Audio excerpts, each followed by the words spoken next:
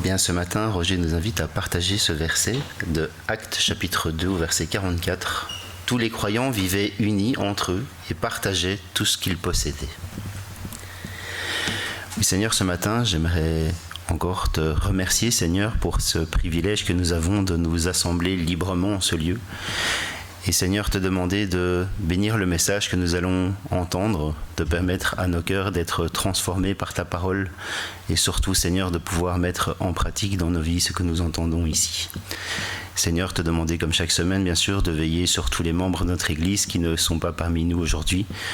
Pose ta main sur eux là où ils se trouvent et permets-leur d'avoir une pensée pour toi, d'accéder à ta parole ce matin aussi et bénis-les là où elles sont. Amen.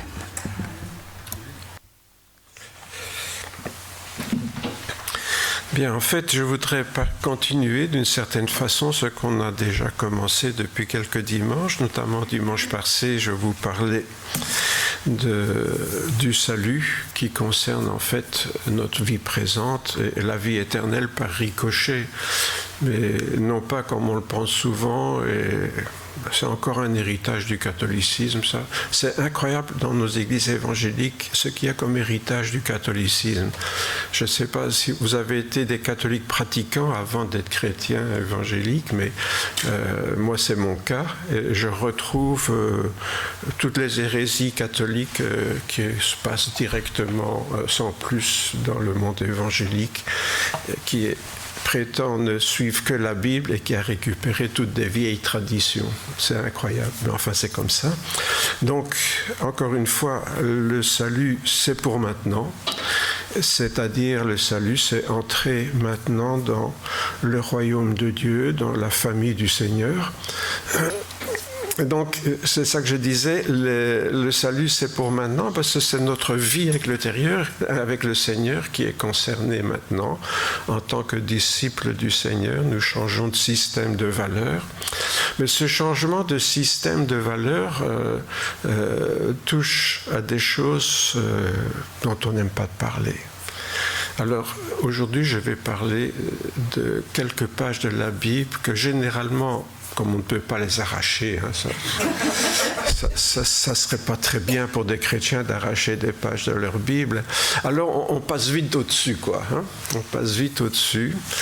Comme ça, on sait que ça existe, mais c'est peut-être pour les pasteurs, quoi. Vous voyez, il y a des pages comme ça, c'est pour les pasteurs. Oui, c'est pas pour les chrétiens normaux, c'est pour les pasteurs. Voilà. Mais alors, je vais mettre les pieds dans le plat ce matin. Bon, et beaucoup de gens ont bien fait de ne pas venir. Vous voyez, vous avez sans doute senti l'oignon. J'aime bien de vous embêter un peu. Je vais demander à Françoise de nous lire quelques-unes, seulement quelques-unes, vous savez, il y en a beaucoup. Vous savez que l'argent est un des sujets dont on parle le plus dans la Bible et dont on parle le moins dans l'Église. Et les pasteurs qui en parlent généralement, on va dire, ils ne parlent que de ça. Alors, bon, j'essaie de ne pas en parler souvent, mais d'en parler bien, et c'est ce qu'on va essayer de faire ensemble.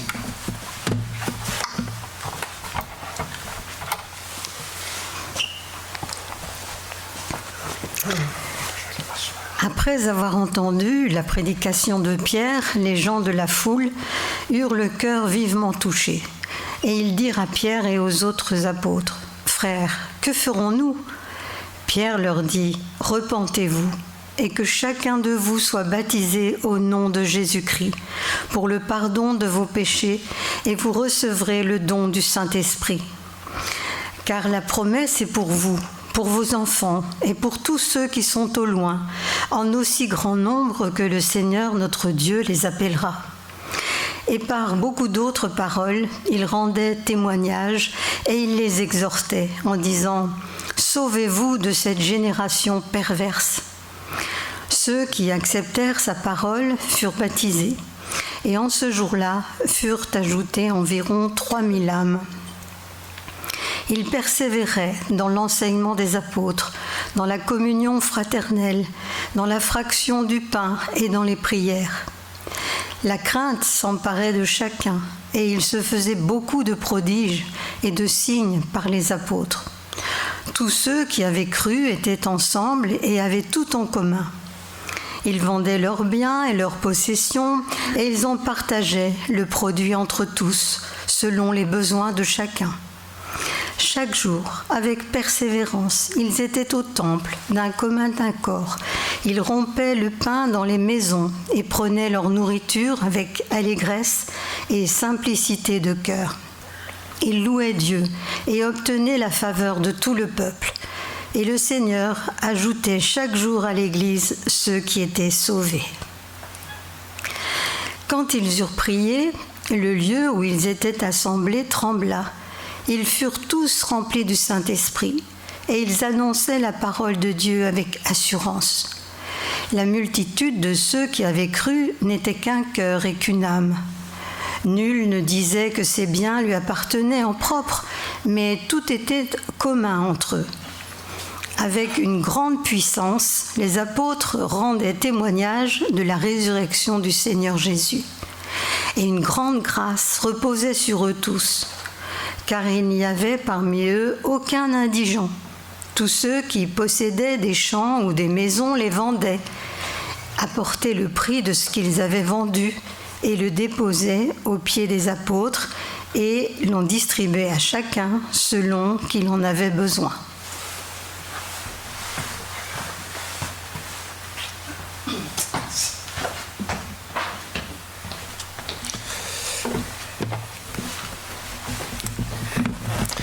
Voilà, c'est beau, hein, mais c'est triste. Hein.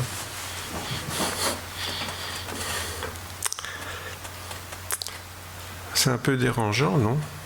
Trouvez pas? Ça fait partie de ces pages qu'on considère un petit peu comme un conte pour les enfants, là. Vous savez, une belle histoire. Une belle histoire, mais qui n'existe pas vraiment, quoi. Mais c'est une belle histoire. Ouais. Qu'est-ce qu'on va en faire de cette belle histoire? Parce que ce n'est pas simplement une histoire inventée, c'est des choses qui se sont passées réellement.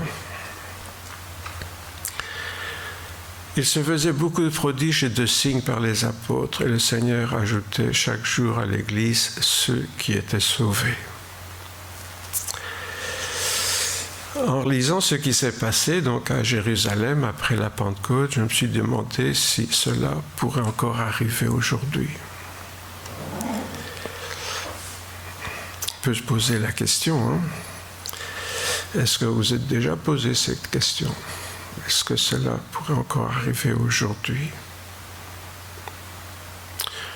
Quand on parle de prodiges, de signes par les apôtres, on parle de choses vraies, bien sûr, hein, pas de singerie. Hein.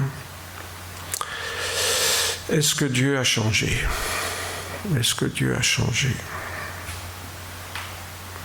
Non, on sait bien. Dieu est toujours le même, hier, aujourd'hui, éternellement. On connaît ce passage de la Bible. Est-ce que les apôtres ont changé ou ont-ils eu des successeurs? Franchement, les 12 apôtres, ils ont été uniques, hein, puisque Jésus avait choisi ces 12 apôtres pour poser le fondement de l'Église. Et ce fondement, bien sûr, c'est celui qui nous a été transmis à travers eux, qui est la parole de Dieu, ce qu'on lit aujourd'hui dans le Nouveau Testament, qui nous ont été transmis surtout par les apôtres, ou les proches en tout cas des apôtres. Aujourd'hui, donc, il existe toujours des prédicateurs de l'Évangile envoyés en mission dans le monde entier. Et quand on parle d'apôtres, il ne faut pas oublier que apôtre et missionnaire, c'est le même mot. Hein, apôtre, c'est le mot qui vient du grec, et missionnaire, c'est le mot qui vient du latin, mais c'est la même chose. Hein. Donc, quand on parle des apôtres ou de missionnaires, c'est le même mot dans des langues différentes, tout simplement, mais c'est le même ministère, la même vocation. Est-ce que l'humanité a changé? Alors oui, la société a changé, mais l'homme reste le même. Quand on voit comment étaient les premiers humains et qu'on voit les humains aujourd'hui, c'est toujours le même égocentrisme, les mêmes sentiments tantôt positifs, tantôt négatifs chez les uns et les autres. Alors, si Dieu n'a pas changé, si les humains restent les mêmes, et s'il existe toujours des prédicateurs de l'Évangile, des missionnaires, alors qu'est-ce qui a changé? Qu'est-ce qui a changé? Ne serait-ce pas nous qui avons changé? Parce que dans le fond, en quoi sommes-nous différents de ces premiers croyants? Avons-nous envie de voir la puissance de Dieu se manifester parmi nous par des miracles et des conversions? Oui, bien sûr. Pour ça, on est comme les premiers croyants. Avons-nous envie de vivre comme les premiers croyants? Alors là, je suis plus sûr que tout le monde va dire oui, on est toujours d'accord de vivre comme les premiers croyants. Alors, comme disait ma belle-mère qui avait beaucoup de proverbes comme ça, je crois qu'on fait partie de ces gens qui veulent le beurre et l'argent du beurre. On voudrait les miracles, on voudrait les bénédictions, mais on ne veut pas le prix à payer. Alors on s'étonne qu'il n'y a plus rien qui se passe comme au cours du 1er siècle. Bien sûr, il ne faut pas posséder un doctorat en théologie pour voir où se trouve la différence entre nous et les premiers chrétiens. Beaucoup donc voudraient le beurre, l'argent du beurre, les bénédictions, mais sans que ça leur coûte quelque chose. Ce qui semble normal, puisque tout est grâce venant de Dieu. On n'arrête pas de dire tout est grâce, tout est gratuit. Alors tout d'un coup, d'où vient cette idée qu'il y aurait un prix à payer? Vous savez, ici on met le doigt sur un sophisme en utilisant le mot grâce à tour de rôle. Quel est le problème avec ce mot? Bien, c'est que, à force de mal comprendre ce mot, on se prive de beaucoup de bénédictions. Pour mémoire, donc un sophisme, c'est une erreur de raisonnement, quelque chose qui semble logique, mais qui ne l'est pas. Quand je dis tout est grâce venant de Dieu, je tire du mot grâce l'idée que tout est gratuit, donc il n'y a rien à faire, rien à payer, tout vient comme ça, quoi. Le plus souvent, pour mieux convaincre, on change donc les implications de certains mots. Ce que ce mot implique en réalité dans la pratique. Pourquoi? Parce qu'on le charge d'une valeur émotionnelle, la grâce de Dieu, l'amour de Dieu. Et là, on est dans les émotions, on n'est pas dans le vécu, là, on est dans le ressenti. Vous voyez? Ce qui compte, c'est pas ce qu'on fait, c'est ce qu'on ressent. Dans le cas présent, donc, notre égoïsme naturel est une émotion qui change le mot « donner », en suggérant que donner, cela nous coûtera toujours quelque chose.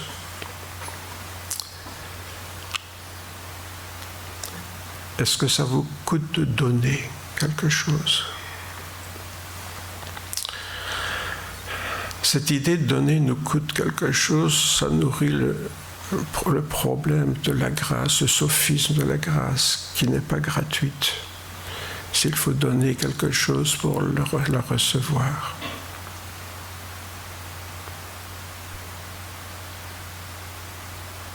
Pourtant, Jésus ne l'a jamais caché. Vous savez, souvent, je l'ai rappelé. Si quelqu'un veut venir après moi, qu'il se charge chaque jour de sa croix, qu'il me suive, ça ne veut pas dire que suivre le Seigneur, c'est gratuit. Ça implique des renoncements. Mais vous voyez, la notion de grâce, automatiquement, pour nous, ça ne coûte rien, quoi. Ça ne coûte rien, ça vient comme ça. Sans qu'on soit obligé de changer d'ailleurs. On reçoit le pardon de Dieu, puis on continue, puisqu'on reçoit le pardon de Dieu, pourquoi changer? Oui. Donc derrière cette logique apparente, il y a 3 erreurs. L'idée donc que donner ça coûte. Vous allez me dire, ben, c'est évident que donner ça coûte. Ben, pas toujours. Donner quelque chose qui a peu de valeur pour recevoir quelque chose qui a une grande valeur, ça coûte ou ça rapporte? Je vous pose la question.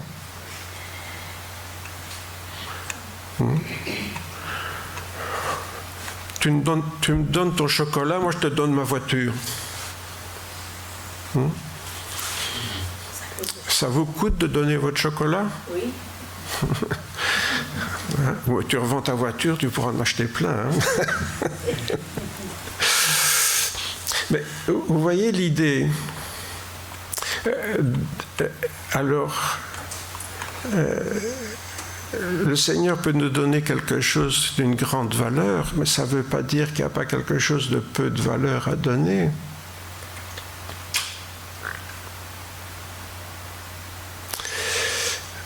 Donner ce qui ne nous appartient pas, est-ce que ça coûte? Non. Hein. Ah, ça, directement, tout le monde dit non. Hein. Donner ce qui ne nous appartient pas. Bon, le 3e point, c'est un peu plus émotionnel. Donner avec joie et amour, ça ne nous coûte pas vraiment. Vous savez comment... Quand on veut faire plaisir à un enfant, on lui achète quelque chose. Bien sûr, ça peut être quelque chose qui nous coûte un peu. Parfois même, on se prive pour ces petits-enfants, hein, pour leur faire un beau cadeau. Bon, d'accord, mais quand on voit leur joie, on est récompensé et finalement, ça ne nous coûte pas. Hein, dans ce sens-là que je veux dire. Ça fait au moins trois situations, même pas religieuses, hein, ici, c'est même pas spirituel, où donner ne coûte pas vraiment. Et parfois même, donner peut rapporter, dans certains cas. Pourquoi je vous dis ça? Parce que quand on parle des grâces que Dieu nous accorde, nous sommes souvent dans la première configuration, où on donne quelque chose de peu de valeur pour recevoir quelque chose d'une grande valeur. Ainsi, quand nous disons que notre salut est gratuit, cela implique tout de même que nous donnions notre vie au Seigneur. Alors, tout le monde dit le salut est gratuit, mais en même temps, on dit aux gens, il faut donner votre cœur, il faut donner votre vie au Seigneur, et vous serez sauvés.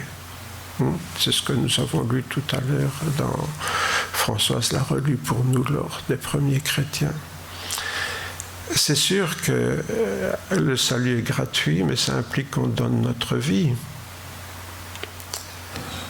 Ça, on est d'accord avec l'idée, mais qu'est-ce que ça veut dire, donner sa vie? Ça, c'est autre chose. Quand il s'agit d'échanger une vie de péché, où nous sommes condamnés à la mort éternelle, pour une vie de pardon et de libération, qui va se poursuivre dans l'éternité avec Dieu. On donne quand même quelque chose. On donne cette vie de péché au Seigneur, on le dépose au pied de la croix et lui nous rend son pardon et la libération à travers sa résurrection. Là encore une fois, il n'y a pas photo. Nous sommes bien sûr gagnants dans ce genre de choses où l'on donne, mais ce qu'on reçoit en échange de ce qu'on donne est tellement plus grand que ce qu'on a donné que ça n'est pas vraiment donné, ça ne nous coûte pas. Parce que je reviens à ça, ma question c'est est-ce que ça nous coûte de donner? Mais dans certains cas comme celui-là, pour avoir parlé des choses spirituelles, on peut dire que ça ne coûte pas vraiment. En fait, les grâces de Dieu sont le plus souvent appelées à remplacer ce qui ne va pas dans notre vie. Alors, elles impliquent nécessairement qu'on renoue certaines choses et qu'on les donne au Seigneur. Parce qu'en fait, c'est ça, les grâces de Dieu, elles viennent pour remplacer quelque chose qui ne marche pas chez nous. Vous voyez ? Et ces grâces de Dieu, bien sûr, sont gratuites, mais ça implique quand même qu'on se défasse d'autres choses.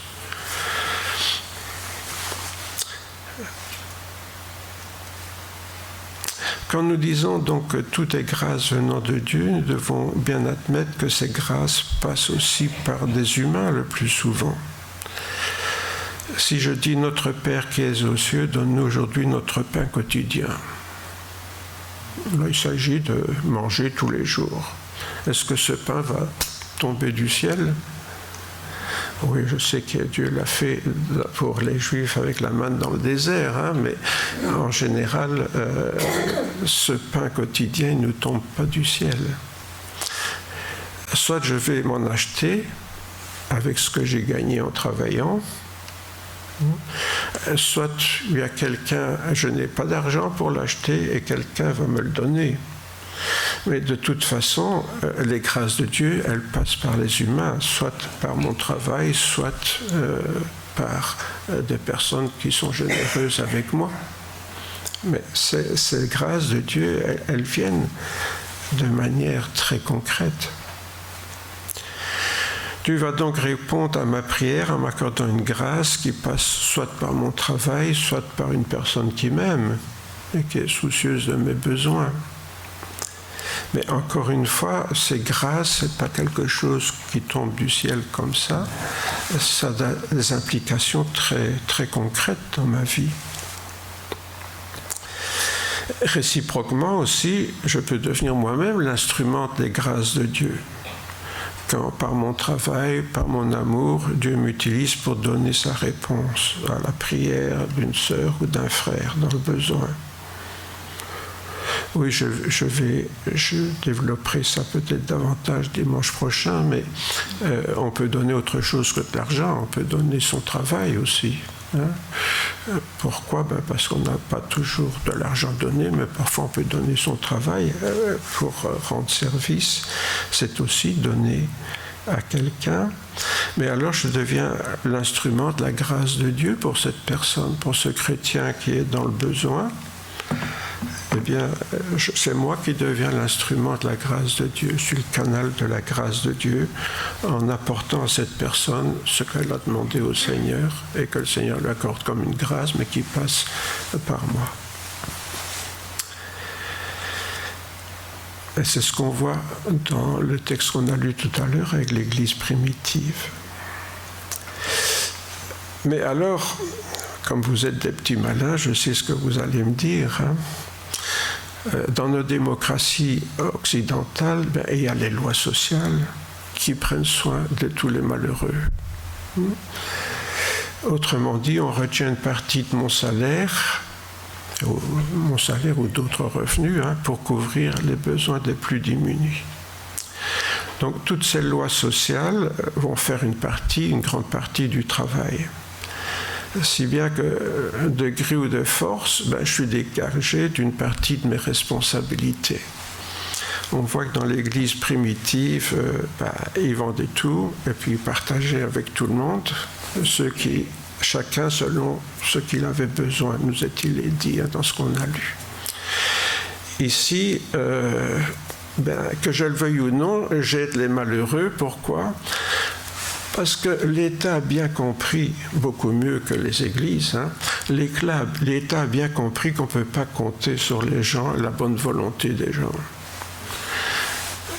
L'État a compris que si il devait dire chaque citoyen va prendre soin de son semblable afin qu'il n'y ait pas de pauvres dans notre pays, ça marcherait ? Non, ça ne marcherait pas. Pourquoi l'être humain est trop égoïste et trouve toujours des excuses pour ne pas donner parce que ça lui coûte. Alors que fait l'État ? Il retient la source. Et comme ça, il peut aider tous les malheureux dans le pays. Mais d'une certaine façon, l'État fait un petit peu ce que les premiers chrétiens faisaient. Pourtant, on est dans des pays chrétiens, hein, mais même dans ces pays chrétiens, l'État a bien compris qu'on ne peut pas compter sur les chrétiens, qu'il faut que lui, État, prenne ses responsabilités pour aider les chômeurs, les malades, les personnes âgées, les migrants, les gens sans revenus, etc. Enfin, tous ceux qui ont besoin d'être aidés. Mais d'un autre côté, on sait bien aussi que ça n'empêche pas l'existence de nombreux pauvres. Vous voyez, l'État fait une partie, du travail, mais il ne fait pas tout. Si bien qu'il y a toujours une partie qui échappe à cette solidarité officielle, je dirais. Cette solidarité qu'on nous impose parce que nous sommes trop égoïstes. Donc l'État remplace et lutte contre notre égoïsme naturel, chrétien ou pas d'ailleurs, et lutte contre notre égoïsme naturel. Et donc il y a une sorte d'aide officielle, comme ça, qui est donnée aux malheureux, mais qui ne couvre pas tout. Pourquoi ? Parce qu'on se rend compte que de plus en plus, il y a des gens qui passent sous les radars et qui finalement ont du mal à vivre. Et d'où ce service où on distribue de l'alimentation, des premières nécessités. Ça veut dire que finalement, les lois sociales ne couvrent pas tout. C'est pas la soupe populaire, mais enfin, on distribue des colis alimentaires, par exemple, ou d'autres choses, des vêtements bon marché ou des choses comme ça. Donc, s'il y a ce besoin de compléter, malgré tout, ce que l'État ne fait pas, ça ne nous dispense pas de certains principes de partage avec ceux qui sont dans le besoin. Alors, ce sont évidemment toutes ces personnes qui passent sous les radars, je dirais, auxquelles nous devons être attentifs, que ce soit dans l'Église ou ailleurs. Il faut être attentif, bien sûr, aux vrais pauvres, parce que il y a toujours des profiteurs, toujours eu, ça n'a jamais manqué. Mais ce sont ces vrais pauvres qui devraient être l'objet de notre attention. Or, souvent, ce sont des gens qui ne se montrent pas parce qu'ils sont honteux. Je crois que je vous l'ai déjà dit, mais je radote. Mon père était officier social, mais il disait souvent, quand il y a quelqu'un qui est dans les familles de soldats, au moment où le service militaire est obligatoire, je parle, et là, il devait être attentif aux familles qui pouvaient être dans le besoin, parce que leur fils était au service militaire, il ne rapportait plus rien, Mais il me disait, c'est moi qui dois les trouver parce qu'eux, ils ont leur fierté, ils ne vont jamais se plaindre. Oui. Et donc, je crois que c'est un peu ça aussi, notre responsabilité en tant que chrétiens, d'être attentifs à ceux qui nous entourent, peut-être qui disent rien, mais qui sont réellement dans le besoin. Et sans compter, bien sûr, tous nos frères et sœurs dans le tiers-monde. Parce que si on ne trouve pas dans le Belgique, il ne faut pas aller très loin pour voir tous les pays du tiers-monde, que ce soit en Afrique, en Amérique ou en Asie, où les besoins de base ne sont pas remplis, enfin ne trouvent pas satisfaction, et où il y a des gros besoins.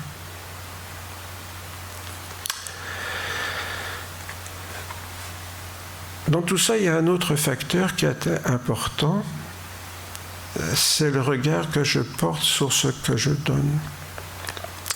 Je vous ai dit, parfois on donne peu pour recevoir beaucoup, et avec le Seigneur, je dirais systématiquement comme ça, je dirais. Mais en même temps, il y avait le deuxième point où je disais, est-ce que ça coûte de donner ce qui n'est pas à nous ? En tant que chrétien, quel est le regard que je porte sur ce qui m'appartient ? Quand je donne quelque chose, est-ce que je donne quelque chose qui m'appartient ? Ça me dit, oui. C'est pas sûr du tout. Parce que vous avez fait une grosse bêtise, mais une très très grosse bêtise, c'est de devenir chrétien. Alors là, ce jour-là, vous aurez mieux fait de vous casser un pied. Parce que devenir chrétien, ça veut dire être un disciple du Christ. Si je considère que cela m'appartient personnellement, bien sûr, je vais penser que ça me coûte de donner. Si je vais dans mon compte en banque, je donne quelque chose à quelqu'un, je lui donne ce qui m'appartient, mon compte en banque. Enfin, c'est aussi celui de Françoise, mais c'est ce qui nous appartient, disons. Voilà. Mais est-ce que ce compte en banque m'appartient ?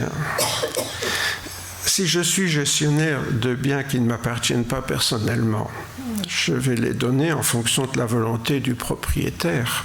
Ça ne me coûtera absolument rien. Donc voilà, je suis gestionnaire pour une grande entreprise. Bon, je suis payé pour donner de l'argent aux employés, aux fournisseurs, etc. Ça ne me coûte rien. Ce n'est pas mon argent.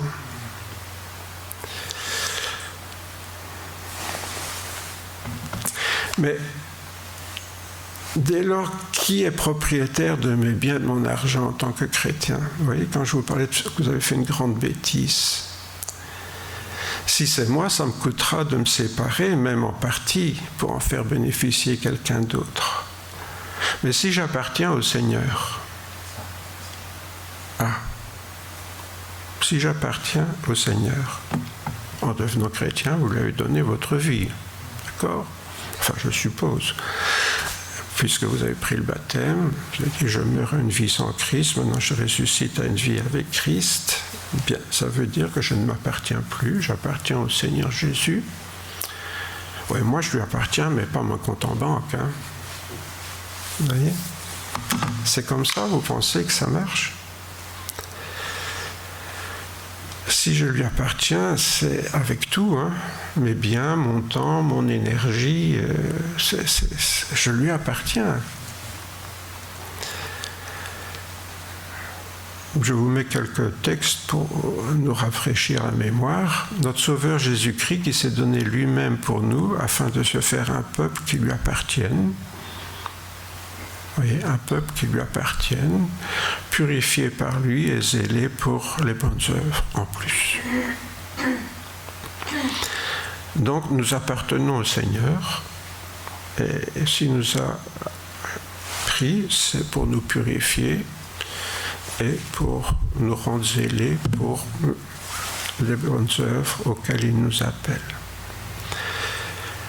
Le berger à qui appartiennent les brebis les appelle, etc. Nous sommes les brebis du Seigneur. Ça veut dire qu'on lui appartient.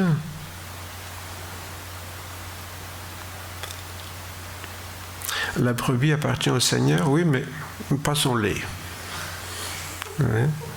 Son lait, la brebis, elle peut faire ce qu'elle veut avec. Non, ça ne marche pas comme ça. Ne savez-vous pas que votre corps est le temple du Saint-Esprit qui est en vous et que vous avez reçu de Dieu et que vous ne vous appartenez point à vous-même ? Glorifiez donc Dieu dans votre corps, dans votre esprit qui appartiennent à Dieu. Qu'est-ce qu'il nous dit Paul ?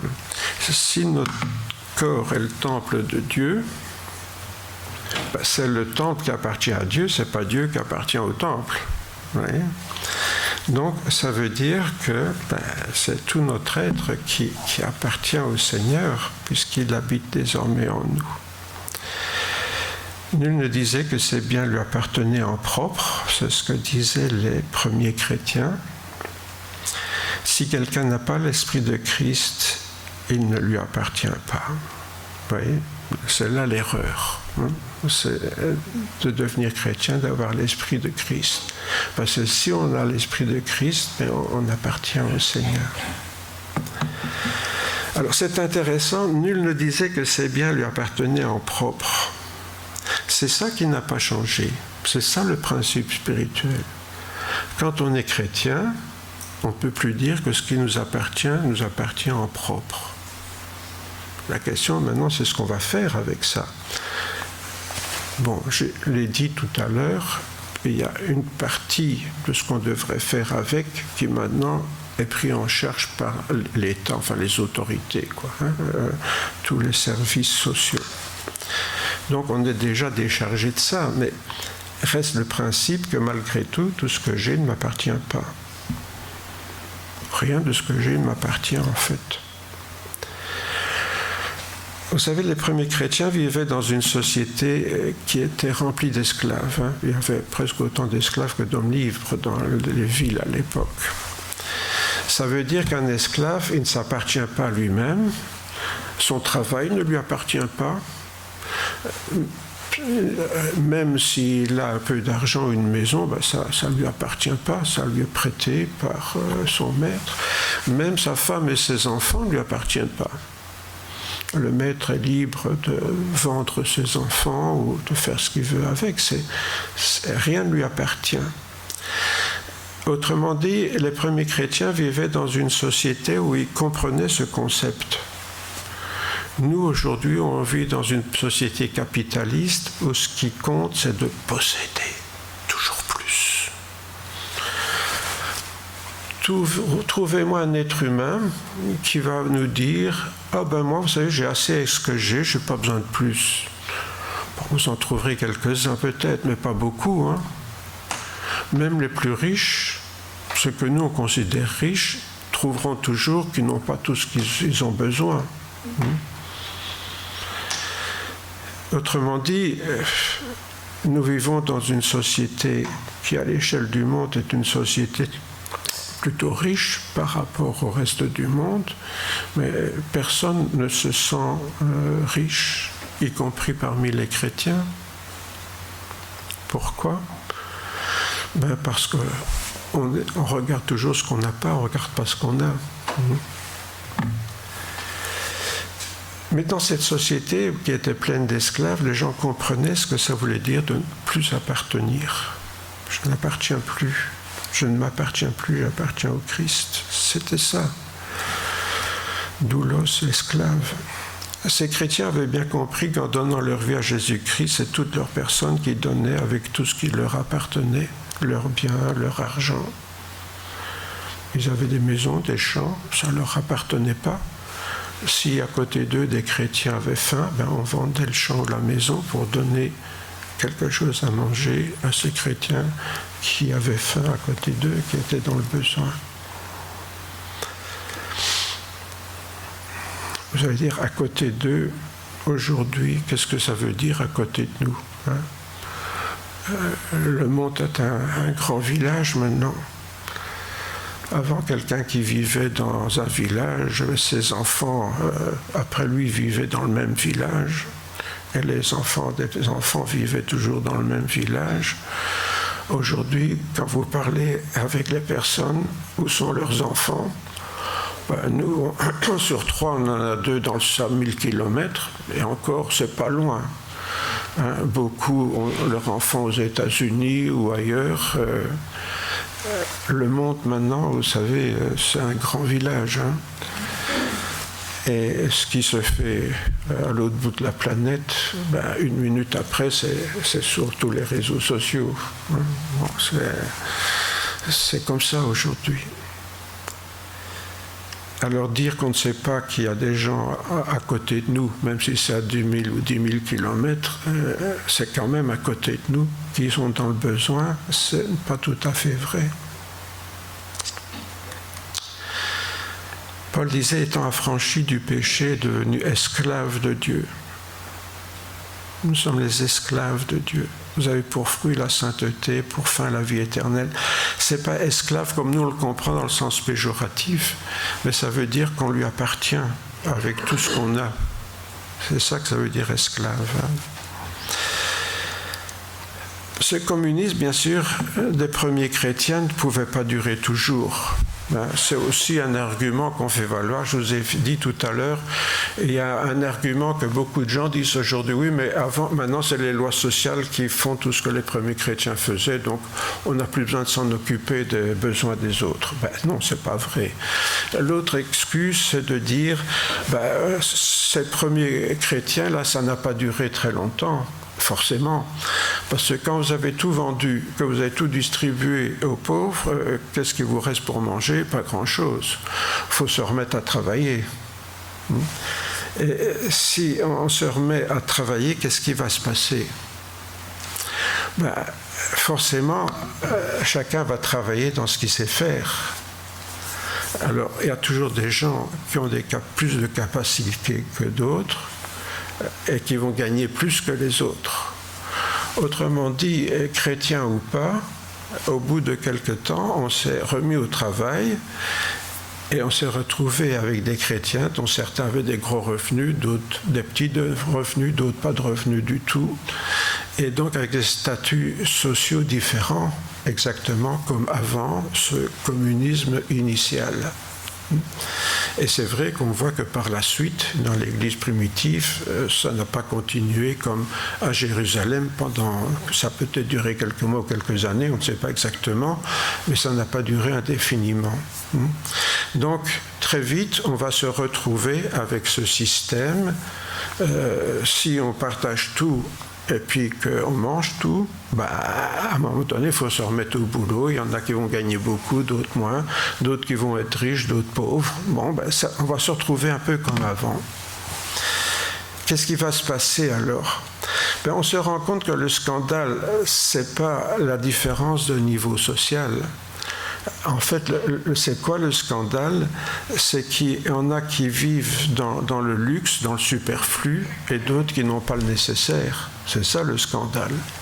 Parce qu'encore une fois, est-ce que c'est scandaleux que, je ne sais pas moi, un médecin gagne plus qu'un simple ouvrier, ou je ne sais pas moi, ou un avocat gagne plus? Ils ont fait des études différentes, ils sont dans des activités différentes où ils vont gagner beaucoup d'argent et d'autres presque rien, vous voyez?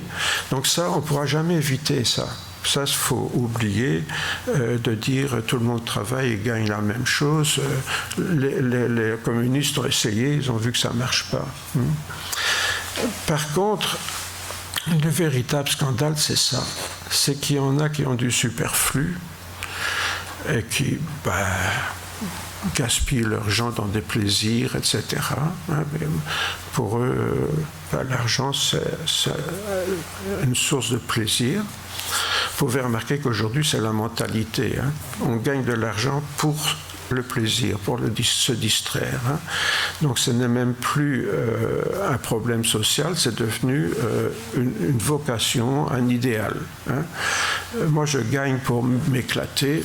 Les autres, ils crèvent à côté de moi. C'est leur problème, c'est pas le mien. Mais en tant que chrétien, est-ce qu'on peut fonctionner comme ça? Non. Donc le problème pour nous chrétiens, c'est ça. C'est comment je dirais, ce scandale du superflu qui fait face à l'indigence, où on n'a même pas de quoi survivre avec sa famille. Ce qui est choquant et même indécent, donc, c'est ce superflu des uns qui pourrait combler une partie de la misère des autres. Et c'est à quoi l'apôtre Paul voudrait mettre fin, au moins entre les chrétiens. Et là, il y a du travail pour les chrétiens. Pourquoi ? Regardez dans le monde dans lequel on vit, qui est-ce qui ne paye pas d'impôts ? Ceux qui ne gagnent pas beaucoup, c'est les plus riches qui ne payent pas d'impôts. Les grosses sociétés qui ne payent pas d'impôts. Alors, si on veut compter sur le superflu des uns pour combler les besoins des plus pauvres, on sait que c'est pas sur ça qu'il faut raconter dans la société où on vit. Par contre, est-ce qu'on peut compter sur les chrétiens pour ça ? Normalement, oui, puisque ce qui leur appartient pas, en fait. C'est là le regard du chrétien qu'il porte sur ce qu'il possède, qui change tout. Si nous n'avons pas changé notre regard là-dessus, est-ce qu'on peut vraiment dire que je suis un disciple du Christ ?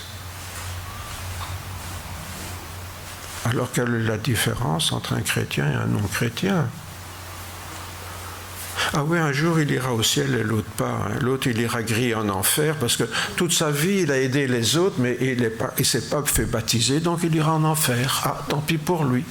Moi j'ai vécu égoïstement toute ma vie, mais je suis baptisé, je suis converti, donc j'irai au ciel. C'est comme ça que ça marche, vous croyez ? Sincèrement, vous croyez que c'est ça, l'évangile de Jésus-Christ ?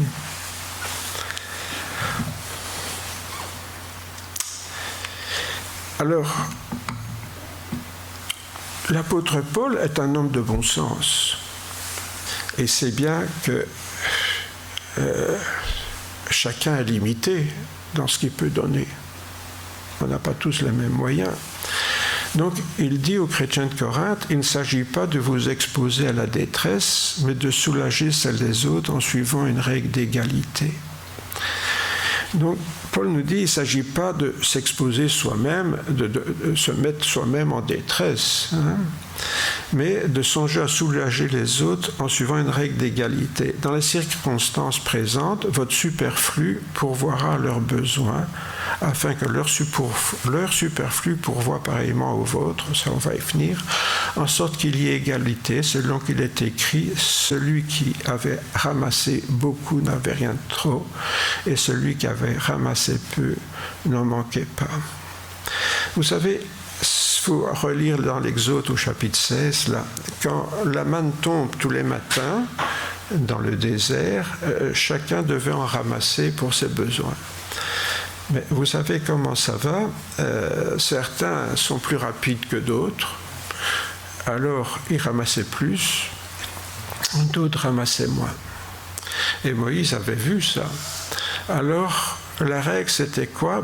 Celui qui avait ramassé plus donnait ce qu'il avait en plus à celui qui n'avait pas ramassé assez.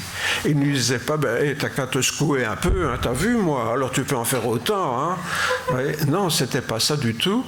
Parce qu'aujourd'hui, c'est ça. Hein, s'ils sont pauvres, c'est parce qu'ils le veulent bien, ils n'ont qu'à travailler, et puis voilà. Hein. Hein, bon, vous savez, j'ai entendu ça avec les Africains pendant toute ma jeunesse. Hein. Vous savez, le bon temps du colonialisme. Oui, les Africains sont pauvres, mais ils n'ont qu'à travailler. Hein, c'est tout des paresseux. Hein, c'est pas ça qu'on disait, Betty? Hein? Ah, c'est ça qu'on disait il y a 50 ou 100 ans. Hein. C'était le point de vue des Européens. Alors on sait très bien que ce n'était pas ça le problème. Les Africains sont aussi courageux que les Européens. Simplement, ils n'avaient pas les mêmes outils pour pouvoir arriver comme ils auraient pu. Hein. Donc, ça, mais malheureusement, ce genre de mentalité, vous savez, même si c'est plus centré, bien que c'est encore parfois sur les pays du tiers-monde, mais c'est toujours un peu une stigmatisation des pauvres. Hein? S'ils sont pauvres, c'est parce qu'ils le veulent bien. Donc pourquoi je partagerai avec lui? Écoutez, moi je me suis cassé le derrière. Enfin, pardon. Donc, il n'a qu'à en faire autant. Et voilà. Hein, moi, ce que j'ai gagné, je l'ai mérité. Hein, j'ai bossé. Hein, vous voyez? Donc il y a toujours cette opposition, vous voyez, de dire les mérites. Vous voyez, moi j'ai plus de mérite que l'autre, donc il n'y a pas de raison que je partage. Mais non, ça, c'est pas chrétien du tout. C'était même pas dans l'Ancien Testament. Hein, vous voyez, il n'y a pas que du mauvais dans l'Ancien Testament, heureusement. Donc, ici, il y avait cette règle de l'égalité. Le superflu de un va combler le manque de l'autre. Ça, c'est le principe spirituel qui est maintenu dans la Nouvelle Alliance. C'est ça l'idée du partage. Ce qui du superflu peut aider là où l'autre est vraiment dans le besoin. Alors évidemment, comment comprendre cet échange de superflu? Parce que l'apôtre Paul dit une chose un peu bizarre quand même. Hein? Bon, d'accord, au point de vue matériel, je gagne plus, donc je donne un peu à celui qui gagne moins. Ok. Mais il dit en même temps, et leur superflu, mais justement, ils sont dans le besoin. Ces gens qui sont dans le besoin vont me partager leur superflu avec moi. Vous voyez ? C'est ça qu'il est en train de dire, l'apôtre Paul. C'est un peu paradoxal. En fait, de quoi parle-t-il ? Oui, je dis pour mémoire, c'était une collecte que Paul est en train de faire parce qu'il y avait la famine à Jérusalem. Donc, dans toutes les églises où l'apôtre Paul avait prêché, il essaye de faire une collecte pour aller aider les chrétiens de Jérusalem qui sont dans la famine. Bon, le contexte, c'est ça.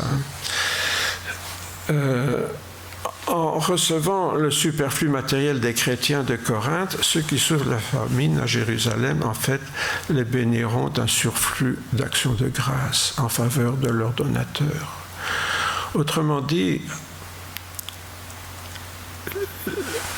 en échange de ces bénédictions matérielles, ceux qui les donnent vont recevoir des bénédictions spirituelles.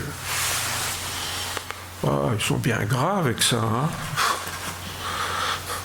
Moi, je veux bien donner, on donne, et puis quelqu'un dit « Ah, merci Seigneur, bénis le frère un tel qui m'a aidé. » Bah oui, tiens, c'est facile ça. Hein? Vous voyez, quand on est devant les réalités de la Bible, on trouve toujours des excuses pour dire « Ouais, mais ça marche pas ça. Hein? C'est des histoires, ça. » Quand je vous disais que tout ce qui nous dérange, c'est des belles histoires, c'est des contes de fées, mais on ne les prend pas au sérieux finalement. Vous serez de la sorte enrichis à tous égards pour toutes vos diverses libéralités qui, par notre moyen, feront offrir à Dieu des actions de grâce. Donc, Paul leur dit, voilà, vous serez enrichis, donc, comme on vient de le voir, par les actions de grâce, à cause des libéralités qui, par notre moyen, parce que c'est l'apôtre Paul ou ses copains-là qui vont aller porter ça à Jérusalem. Hein. Donc, il dit, par notre moyen, feront offrir à Dieu des actions de grâce. Car le secours de cette assistance, non seulement pourvoira aux besoins des saints, mais il sera encore une source abondante de nombreuses actions de grâce envers Dieu. Voilà comment l'apôtre Paul voit les choses. Ces bénédictions matérielles, je vous rappelais tout à l'heure, c'est nous qui devenons l'instrument de la grâce de Dieu. C'est ça. Donc, les chrétiens sont dans le besoin, demandent à Dieu une aide, et Dieu leur accorde la grâce d'une aide qui passe par mes mains. Donc, c'est moi l'instrument de la grâce de Dieu pour ces personnes dans le besoin. Et eux vont rendre des actions de grâce à Dieu. Vous voyez, c'est le cercle, ça. Hein? Dieu accorde une grâce et la grâce retourne à Dieu. Oui. C'est ça le principe spirituel de ce que l'apôtre Paul appelait un partage égalitaire. Alors ce n'est pas une égalité stricte, vous voyez, on comprend bien dans le contexte, il y aura toujours des riches et des pauvres. Mais les pauvres n'auront pas faim et les riches pourront utiliser ce qui normalement va servir à des futilités, l'utiliser pour des choses plus importantes que d'aider des gens ou des familles dans le besoin. Vous voyez ? Donc c'est les futilités dont on se prive d'un côté qui deviennent une bénédiction de Dieu pour ceux qui sont dans le besoin. Alors évidemment, la question qui demeure est celle-ci, quelle est la valeur que j'accorde aux actions de grâce que mes comportements peuvent engendrer chez les autres? Vous voyez, dès le moment où on parle de choses spirituelles et de choses matérielles, on revient toujours à cette idée que, oh là là, ce que je donne matériellement, ça a de la valeur. Ce qu'eux vont donner spirituellement, c'est pas grand-chose. Vous voyez où est le problème en tant que chrétien? On a tendance à mépriser ce qui est spirituel si ça ne nous rapporte pas matériellement. Voilà pourquoi vous n'êtes plus des étrangers, mais vous faites partie de la famille de Dieu. C'est ça la raison d'être. Nous sommes appelés à devenir les instruments de la grâce de Dieu, en prenant conscience de quoi? Que tout ce que j'ai, c'est pas à moi. Je suis gestionnaire. Et je dois être un bon gestionnaire. Je vais vous raconter une petite histoire personnelle pour terminer. Je disais que mon papa était officier, mais comme il avait fait la guerre, etc., à 51 ans, l'a pensionné. 51 ans pensionné, il était profondément choqué. C'est comme si on lui avait donné son C4. Alors, il a fait des formations et il est devenu gestionnaire dans un home de vieillards. Et donc, son travail, bien sûr, c'était de payer les fournitures pour le home, tout ce qui arrivait, la nourriture, etc., tout ce que le home avait besoin, de payer les salaires, de payer son salaire et de payer le salaire de la directrice. Bon. Mais la directrice était aussi la propriétaire du home. Oui. Alors elle avait tendance à considérer que la comptabilité du home, c'était à elle. Donc quand elle voulait s'acheter une nouvelle voiture ou partir en vacances, elle prenait dans la caisse du home. Évidemment, mon papa n'était pas très content. Ça faisait des étincelles. Pourquoi ? Parce qu'elle considérait que ce home était à elle, donc tout ce qu'il y avait dedans lui appartenait, et donc elle pouvait se servir comme elle voulait. Vous voyez ?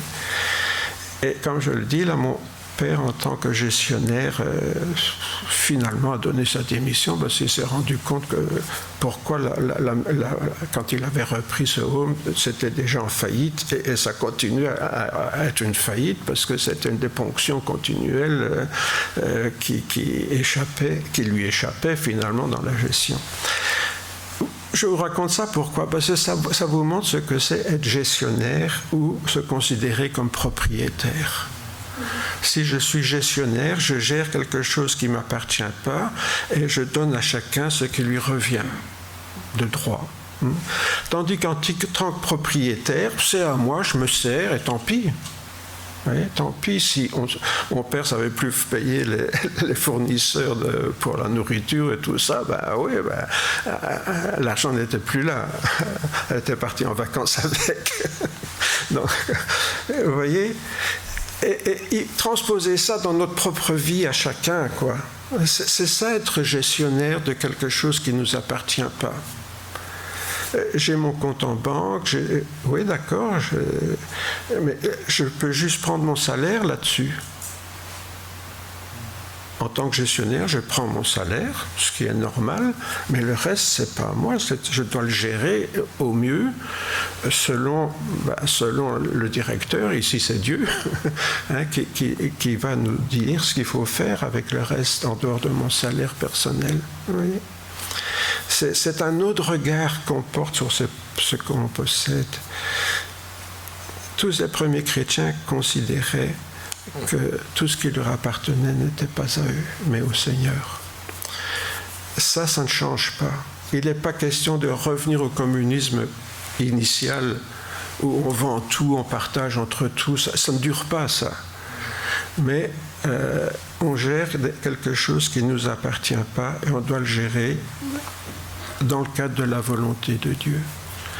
Ça, c'est spirituel et c'est universel, ça n'a pas changé. C'était déjà comme ça au temps de la première Église et ça reste comme ça aujourd'hui, c'est le même principe.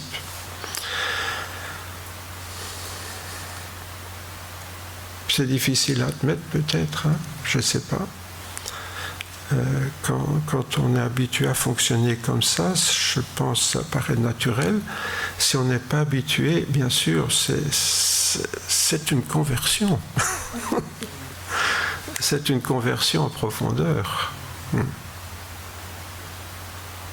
Quand je vous disais que vous avez mal fait d'être chrétien, vous le regrettez ?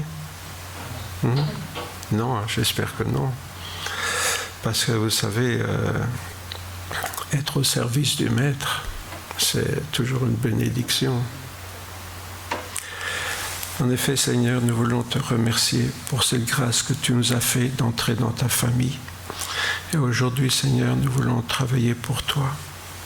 C'est vrai, Seigneur, que tu nous as donné des choses par notre travail, peut-être hérité de nos parents ou que sais-je, moi. Mais ces choses, Seigneur, c'est de toi qu'elles viennent. On s'en rend compte lorsqu'on perd la santé, Seigneur, et qu'on ne peut plus travailler. Oui, Seigneur, même le travail, c'est toi qui nous donnes la force pour l'accomplir, l'intelligence pour le réaliser, ou que sais-je, moi, mais tout cela nous vient de toi. Et c'est à toi, Seigneur, que nous devons rendre grâce ce matin. Seigneur, donne-nous de considérer nos biens, non pas comme nos biens personnellement, mais comme ceux que tu nous as confiés et dont tu nous as confié la gestion. Seigneur, c'est un autre regard. Aide-nous à changer ce regard. Seigneur, quand nous parlons de nous convertir, on ne voit pas toujours tout ce qu'on doit convertir dans notre manière de vivre et de voir et de penser. Pourtant, c'est là que ça commence, Seigneur. Qu'un jour, tu ne puisses pas nous dire J'ai eu faim, vous ne m'avez pas donné à manger. J'ai eu soif, vous ne m'avez pas donné à boire. J'étais prisonnier, vous ne m'avez pas visité, malade. Vous n'êtes pas venu me voir. Je ne vous ai jamais connu. Oui, Seigneur, c'est cela qui doit changer dans notre vie pour être tes disciples. Non pas pour mériter le ciel, mais pour tout simplement être vraiment de ta famille. C'est pourquoi, Seigneur, nous te demandons ce matin de nous aider à être vraiment tes fils et tes filles. Et cela, Seigneur, par l'Esprit que tu nous as donné, afin de changer notre vie. Amen.